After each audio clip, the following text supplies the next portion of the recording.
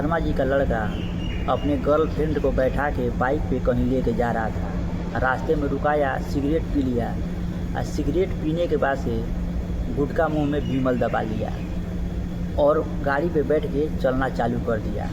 बात करते करते पूरा उसका मुंह। आजकल कोर्ट में केस कम चलता है, असली ट्रायल तो पब्लिक करती है।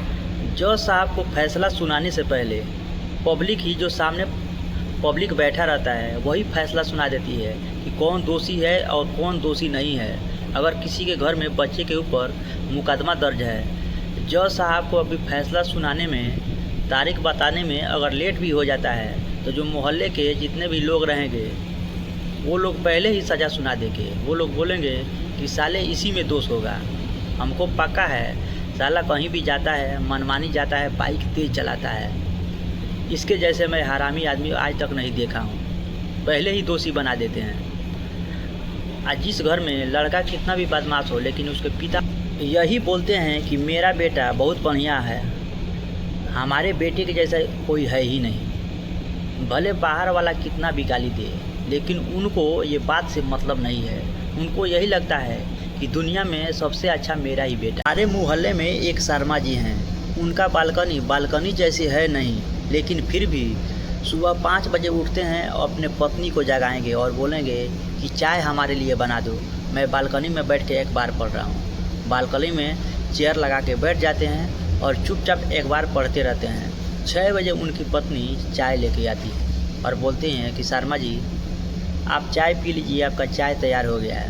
अब 1 कप चाय शर्मा जी 2 घंटे तक पिएंगे, चुस्की लगा के धीरे धीरे। 1 घूंट चाय पिएंगे और फिर 5 मिनट अखबार पढ़ेंगे। आधे घंटे के बाद फिर बोलेंगे अपनी पत्नी से, सुनती हो? पत्नी बोलेगी क्या है शर्मा जी बोलिए। शर्मा जी बोलेंगे कि चाय ठंडा हो गया है, फिर इसको गर्म करके लेके आओ। फिर उनकी पत्नी फिर चाय को लेके जाएंगी और गर्म करके लेके आएंगी। शर्मा जी के चाय पीने से उनकी पत्नी इतना परेशान हो जाती है, बोलती है कि शर्मा जी अगर आप ऐसे चाय पीते रहेंगे तो मैं पूरा दिन चाय ही बनाती रह जाऊंगी, तो खाना कब बनाऊंगी। शर्मा जी मुस्कुराते हैं और बोलते हैं कि घबराने की बात नहीं है, जब तक चल रहा है तब तक चल रहा है। लेकिन एक बात है, सब शर्मा जी बालकनी में बैठ के चाय पीते हैं तो नाम के लिए एक बार रखते हैं अपने पास, लेकिन उनका ध्यान जो आगे सामने वाला मोहल्ला है वहीं पे ध्यान रहता है कि कौन आ रहा है और कौन जा रहा है, कौन लड़का कितने देर खड़ा रहा चौराहे पे, किस दुकान पे ज़्यादा भीड़ है, किस दुकान पे कम भीड़ है, कौन लड़की कहाँ जा रही है, कौन लड़की के साथ में लड़का जा रहा है, कि उसके पिता जा रहे हैं, कि उसकी माँ जा रही है, कि उसकी बहन जा रही है। ये पूरा उनके पास खबर रहता है। किसके घर में नया बाइक आया ये भी खबर रहता है। शर्मा जी बोले कि बेटा मैं आर्मी का रिटायर हूँ, हम लोग के यहाँ सुबह 4 बजे उठना पड़ता है। सुबह उठ के रेस लगाना रहता है, बाथरूम साफ़ करना रहता है, सब कुछ काम करने के बाद हम लोग को ड्यूटी भी करना रहता है। हम लोग का आदत बन गया है सुबह उठने का। जब तक अगर मैं कभी लेट से उठा तो मेरा पूरा दिन बेकार चला जाता है। मुझे हर टाइम ऐसा लगता है कि नींद ही लग रहा है। शर्मा जी से पूछा कि शर्मा जी हमको ये लगता है कि आप इंटेलिजेंट ब्यूरो में काम कर रहे थे, इसके लिए कि आपका जो दिमाग है इतना तेज़ है, आपको पूरा खबर रहता है कि कौन क्या कर रहा है। शर्मा जी मुस्कुराए और बोले कि हाँ बेटा, पूरे कॉलोनी में क्या हो रहा है हमको पूरा जानकारी रहता है।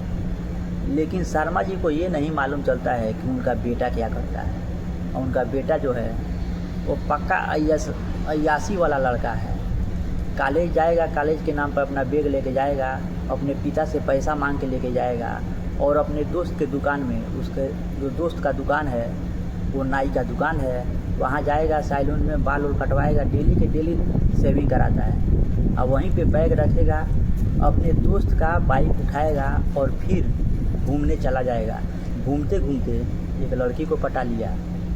पूरे मोहल्ले को जानकारी है कि शर्मा जी का लड़का एक लड़की को पटा के रखा है, लेकिन शर्मा जी को खुद मालूम नहीं है। और जो शर्मा जी हैं पूरे मोहल्ले का खबर रखते हैं, लेकिन उनको ये नहीं मालूम रहता है कि उनका बेटा क्या करता है। अब एक दिन क्या हुआ कि शर्मा जी का लड़का अपने गर्लफ्रेंड को बैठा के बाइक पे कहीं लेके जा रहा था। रास्ते में रुकाया, सिगरेट पी लिया और सिगरेट पीने के बाद से गुटखा मुंह में विमल दबा लिया और गाड़ी पे बैठ के चलना चालू कर दिया। बात करते करते उसका पूरा मुंह थूक से भर गया। अब कहीं थूकने का जगह नहीं था और लड़की जो पीछे लड़की बैठी थी वो बार बार अपने बात का आंसर पूछ रही थी। अब ये मुंह में गुटखा लिया हुआ था, बोल नहीं पाता था। अब थूकने का कोशिश किया कि थूक ही दिया। जैसे ही थूका, बगल में ट्रैफिक पुलिस वाला खड़ा था, उसके मुंह पे जाके पड़ गया। जब मुंह पे पड़ा तो रोक नहीं पाया, आगे निकल गया। आगे वाले सिग्नल से बात किया और बोला कि एक लड़का जा रहा है, बाइक पे एक लड़की को बैठाया है, हरा कलर का गाड़ी है, उसको रोक लेना। हमारे मुंह पे गुटखा थूक दिया। अब आगे वाले सिग्नल पे शर्मा जी को, लड़के को पुलिस वाले ने पकड़ लिया और उधर ही बैठा लिया।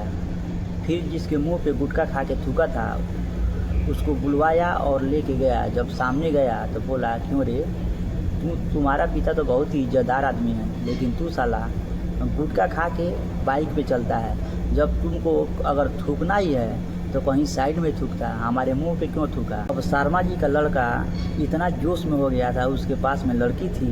अब वो सोचा कि अगर मैं माफ़ी मांगता हूँ तो मेरा बहुत ही बेइज्जती होगी। फिर बोला कि अंकल, आप हमारे पिता को नहीं जानते हैं, वो आर्मी के रिटायर आदमी हैं।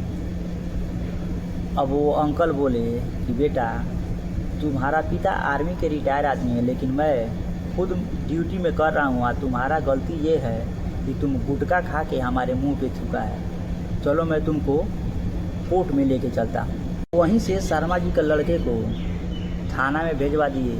पुलिस वाले आए, बगल में बैठे थे, आए और उसका हाथ पकड़ के लड़की को छोड़ दिए और उसको हाथ पकड़ के लेके चले गए जेल में। आप बाइक को शर्मा जी को फ़ोन करके बोल दिए कि शर्मा जी, आपका बेटा को पुलिस उठा के लेके जा रही है, आप वकील के साथ में आइए पुलिस स्टेशन में। शर्मा जी पूछे पुलिस वाले से कि बताइए उसका गुनाह क्या है।